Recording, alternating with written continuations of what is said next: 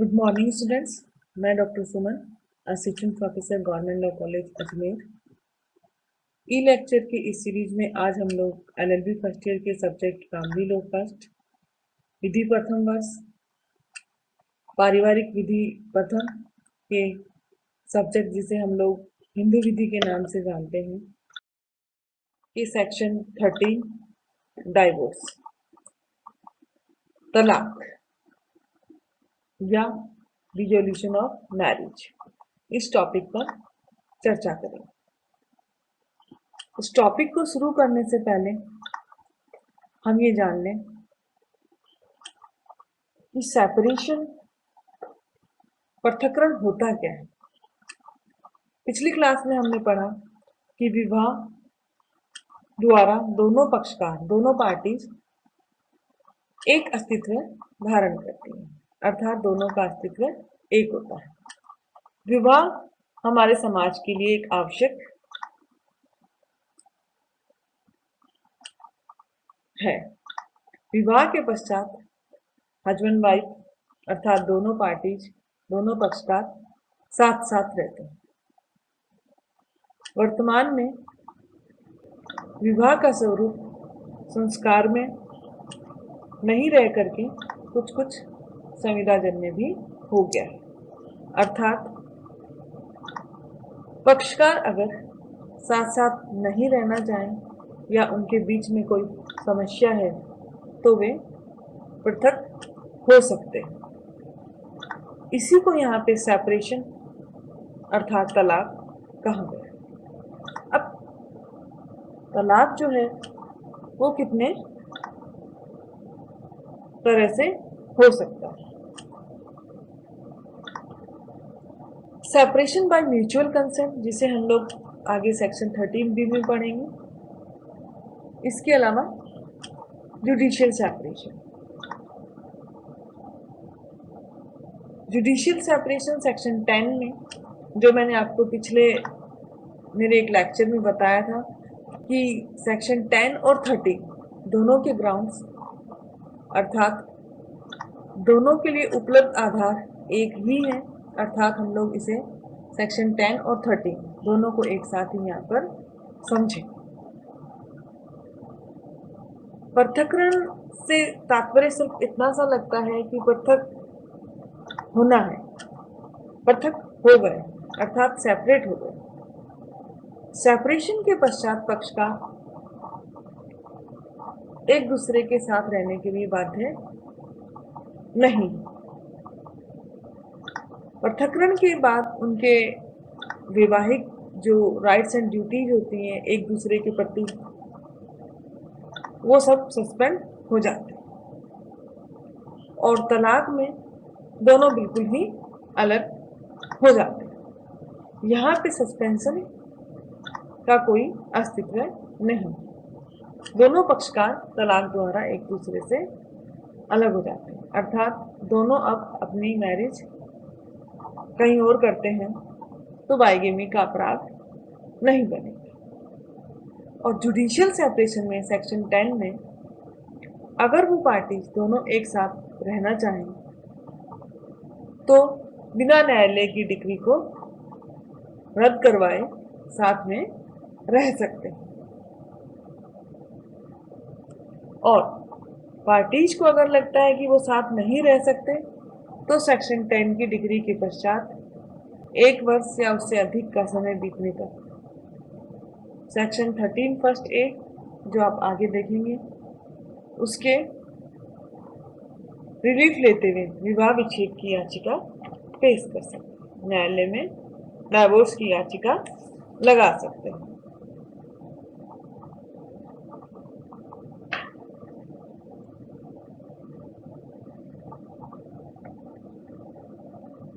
उन्नीस सौ 55 से पूर्व विवाह विच्छेद का कोई कंसेप्ट हमारे यहाँ हिंदू विवाह अधिनियम 1955 से पूर्व नहीं था, क्योंकि विवाह को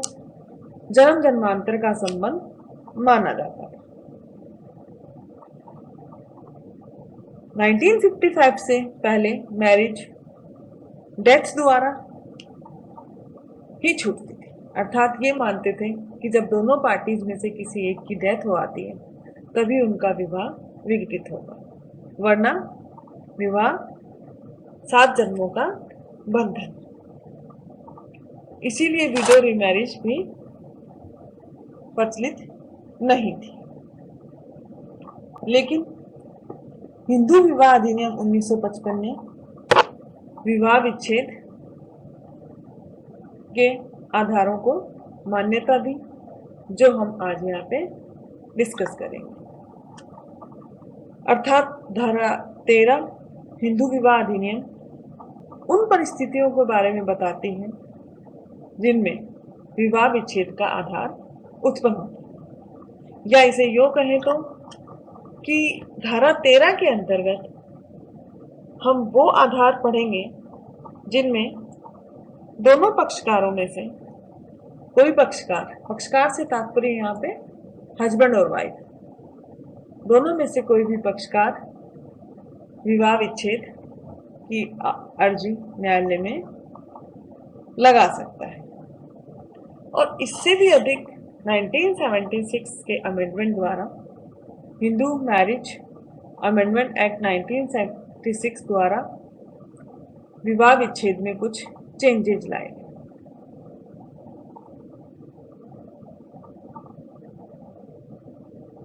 सेक्शन 13 फर्स्ट ए में एक ग्राउंड उपलब्ध है, एडल्ट्री, जारता।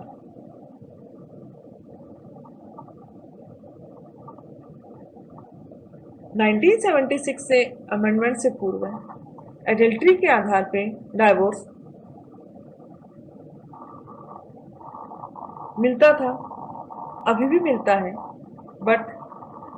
1976 के अमेंडमेंट के पश्चात सिर्फ और सिर्फ single act of adultery is sufficient for divorce. अर्थात जारता का एक कार्य एक्ट जो है वही विवाह विच्छेद के लिए पर्याप्त आधार है।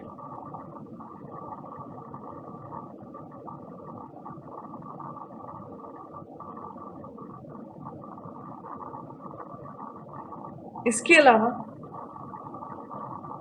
Hindu marriage act, Hindu divorce जो है उनकी एप्लीकेशंस के लिए सेक्शन 13A वैकल्पिक अनुतोष देने के लिए अल्टरनेटिव रिलीफ के लिए न्यायालय को डिस्क्रिशनरी पावर दी गई। और साथ ही साथ 1976 के अमेंडमेंट द्वारा 13B section divorce by mutual consent अर्थात पारस्परिक सम्मति से विवाह विच्छेद को जोड़ा गया। तो आइए अब हम लोग स्टार्ट करते हैं डाइवोर्स सेक्शन 13। पहले हम लोग सेक्शन 13 फर्स्ट के अंतर्गत वे आधार पढ़ेंगे जिन पे पति और पत्नी अर्थात दोनों पक्षकारों में से कोई भी पक्षकार विवाह विच्छेद की याचिका न्यायालय में लगा सकता है। Section 13 first, any marriage solemnized whether before or after the commencement of this act may on a petition presented by either the husband or the wife be dissolved by a decree of divorce on the ground that the other party. Clause A. After the solemnization of the marriage has voluntary sexual intercourse with any person other than his or her spouse। अर्थात section धारा 13 के first A में कहा गया है कि दूसरे पक्षकार ने कि कोई भी विवाह चाहे वह इस अधिनियम के पूर्व हुआ हो या पश्चात हुआ, हस्बैंड या वाइफ द्वारा, पति या पत्नी द्वारा पेश की गई याचिका जो कि तलाक के आधार पे है, उनमें से अगर दोनों पक्षकारों में से किसी एक पक्षकार ने अपने पक्षकार के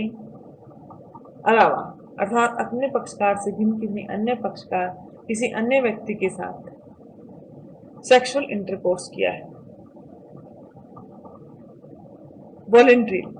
अर्थात स्वेच्छा से, तो इस आधार पर दोनों में से कोई भी विवाह विच्छेद की याचिका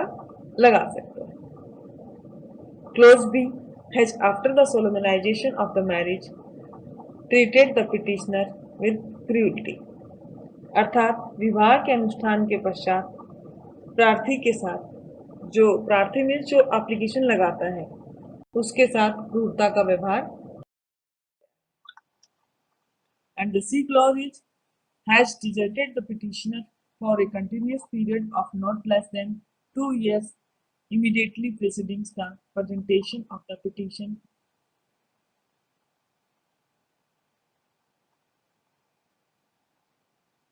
अर्थात याचिका के प्रस्तुत करने के ठीक पहले कम से कम 2 वर्ष की कालावधि तक, अर्थात यहाँ पे लीगल पॉइंट दिया गया है कि 2 years मिनिमम दोनों एक दूसरे से अलग रहे। And the clause 2 is had ceased to be Hindu by conversion to another religion। दूसरे धर्म को ग्रहण करने से या हिंदू धर्म से अपने आप को दूसरे धर्म में परिवर्तन कर लेने से।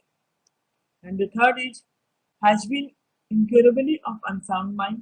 or has been suffering continuously or intermittently from mental disorder of such a kind and to such an extent that the petitioner cannot reasonably be expected to live with the respondent अर्थात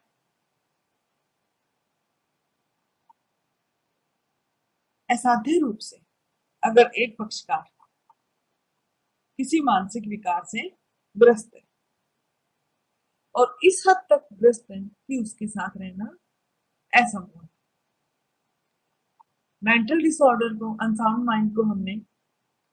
section 12 voidable marriage के अंतर्गत भी समझा था, अर्थात दोनों पक्षकारों में से कोई एक पक्षकार इस प्रकार मानसिक विकार से ग्रस्त है कि दूसरे पक्षकार द्वारा उसके साथ रहना असंभव। स्पष्टीकरण explanation in this clause, the expression mental disorder means mental illness, arrested or incomplete development of mind, psychopathic disorder or any other disorder or disability of mind and includes schizophrenia. The expression psychopathic disorder means a persistent disorder or disability of mind, whether or not including subnormality of intelligence which results in abnormally aggressive or seriously irresponsible conduct on the part of the other party, and whether or not it requires or is susceptible to medical treatment। अर्थात mental disorder मानसिक विकार से तात्पर्य है कि ऐसी कोई मानसिक बीमारी, मस्तिष्क का इनकम्प्लीट डेवलपमेंट अर्थात अपूर्ण विकास या कोई अन्य विकार जिसके अंतर्गत विखंडित मानसिकता भी आती है। इसी तरह साइकोपैथिक डिसऑर्डर मनोविक्षेप विषयक विकास अर्थात ऐसा विकार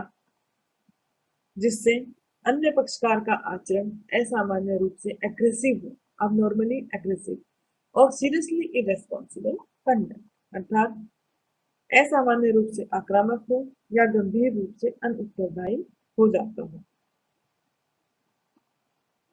जिसका इलाज संभव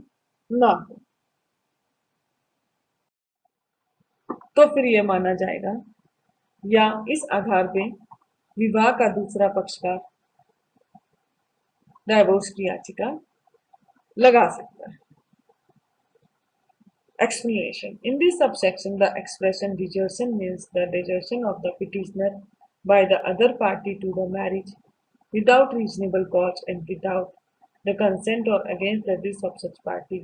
and includes the willful neglect of the petitioner by the other party to the marriage.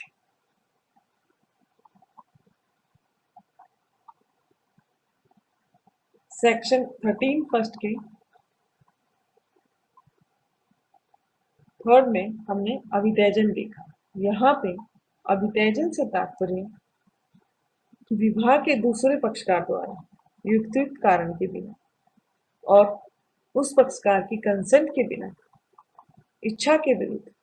अगर एक पक्षकार उसकी जानबूझकर उपेक्षा करता है तो इसे भी अभित्यजन माना जाएगा। अर्थात सेक्शन 13 फर्स्ट में वे 9 आधार बताए गए हैं जिनके आधार पे पति या पत्नी में से कोई भी विवाह विच्छेद की याचिका न्यायालय में लगा सकता है। सेक्शन 13 फर्स्ट ए,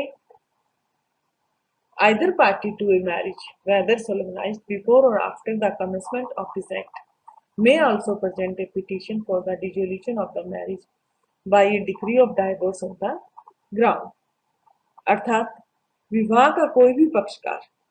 चाहे वो इस एक्ट से पूर्व विवाह हुआ उसके पश्चात हुआ,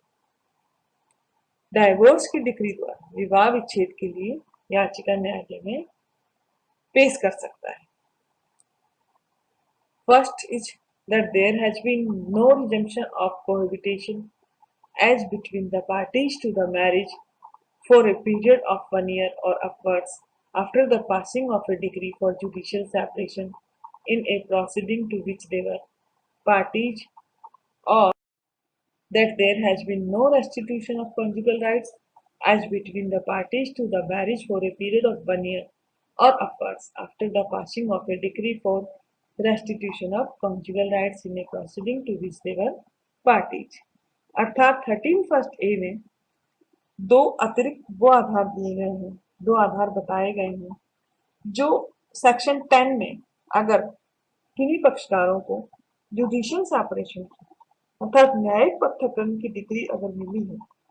और उस जुडिशियल सेपरेशन की डिग्री के पश्चात भी उस डिग्री के पश्चात भी लगातार 1 वर्ष या उससे अधिक के टाइम तक दोनों ने साथ रहना शुरू नहीं किया या दोनों साथ में नहीं आए तो फिर इस आधार पर भी वो न्यायालय में विवाह विच्छेद की याचिका लगा सकते हैं। इसी तरह मैंने सेक्शन 9 आप लोगों को पढ़ाया था, रेस्टिट्यूशन ऑफ कॉन्जुगल राइट्स, दाम्पत्य अधिकारों की पुनर्स्थापना। न्यायालय द्वारा या न्यायालय से अगर पक्षकारों ने सेक्शन 9 की डिग्री प्राप्त कर ली और उस डिग्री के पारित होने के पश्चात भी लगातार 1 वर्ष या उससे अधिक की टाइम पीरियड तक दोनों पक्षकार अलग अलग रह रहे, उनके बीच में अब साथ रहने का कोई भी गुंजाइश अगर नहीं तो वे इस आधार पर भी न्यायालय में विवाह विच्छेद की याचिका लगा सकते हैं। इसके अतिरिक्त सेक्शन 13 के clause two section 13(2) divorce ground only for wife, अर्थात यहाँ पे आप एक्स्ट्रा 4 ग्राउंड्स देखेंगे जिन पर केवल और केवल पत्नी विवाह विच्छेद की याचिका लगा सकती है। A wife may also present a petition for the dissolution of her marriage by a decree of divorce on the ground A. In the case of any marriage solemnized before the commencement of this act, that the husband has married again before such commencement, or that any other wife of the husband married before such commencement was alive at the time of the solemnization of the marriage of the petitioner।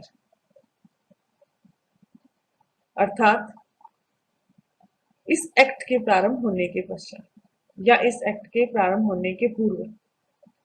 किसी विवाह के मामले में इस आधार पर विवाह विच्छेद की याचिका पत्नी लगा सकेगी कि उसके पति ने फिर से विवाह कर लिया, या इस एक्ट के प्रारंभ से पूर्व विवाहित कोई दूसरी पत्नी विवाह के सेरेमनीज के समय या अनुष्ठान के समय मौजूद थी, अर्थात बाइगेमी। इसे हमने सेक्शन 11 वॉइड मैरिज के अंतर्गत पढ़ा है। Provided that in either case the other wife is alive at the time of presentation of the petition, अर्थात जब विवाह विच्छेद की याचिका इस आधार पे कोई वाइफ लगाती है कि उसकी पत्नी है, दूसरी पत्नी है, तो उस याचिका के लगाए जाने के समय दूसरी पत्नी का जीवित होना आवश्यक है। वाइफ को उपलब्ध 4 अतिरिक्त आधार जो हमने यहाँ पे देखे। First bigamy and the second is husband द्वारा रेप या अननेचुरल ऑफेंसेज जो आईपीसी में डिफाइन किए गए हैं उनका गिल्टी होना, और third is section 18 adoption and maintenance act और 125 सीआरपीसी, इनकी डिग्री के पश्चात उनका पालन नहीं करें और 1 वर्ष तक लगातार अलग, और repudiation of marriage 15 and 18 years के बीच में विवाह का निराकरण करा सकते हैं। सेक्शन 13 भी डाइवोर्स बाय म्यूचुअल कंसेंट।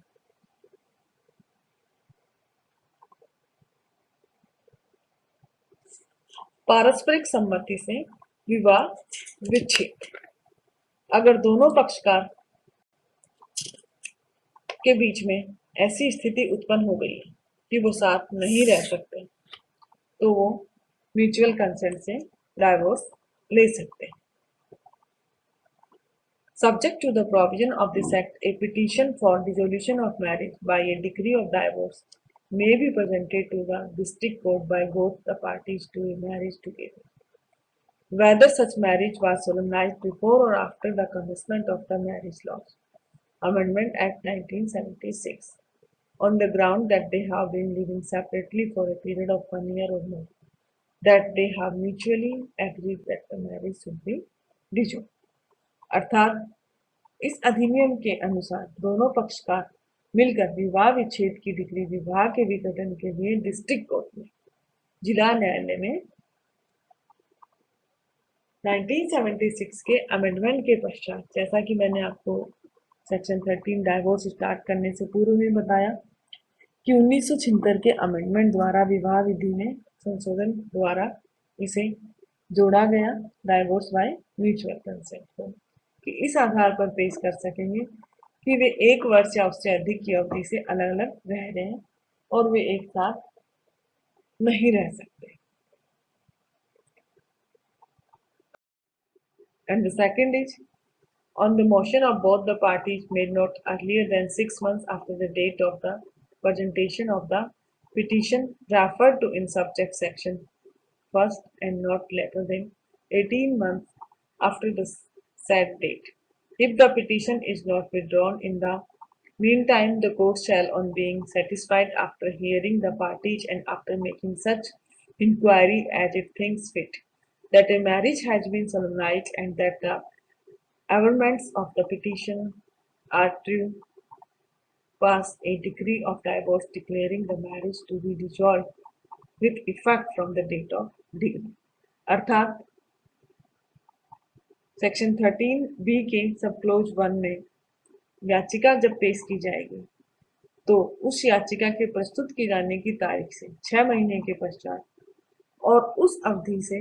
18 महीने के भीतर दोनों पक्षकारों द्वारा अगर याचिका वापस नहीं ली गई तो न्यायालय पक्षकारों को सुनने के पश्चात और जांच के पश्चात उचित समझेगा तो उन दोनों के बीच में डाइवोर्स की डिग्री जारी कर देगा। आज हमने यहाँ पर सेक्शन 13 डाइवोर्स स्टार्ट किया, जिसके अंतर सेक्शन 13 फर्स्ट में 9 ग्राउंड्स जो कि फॉल्ट थ्योरी पर आधारित है वो हमने देखे, जिनको हम विस्तृत रूप से आगे की क्लास में पढ़ेंगे। इसके अलावा सेक्शन 13 फर्स्ट में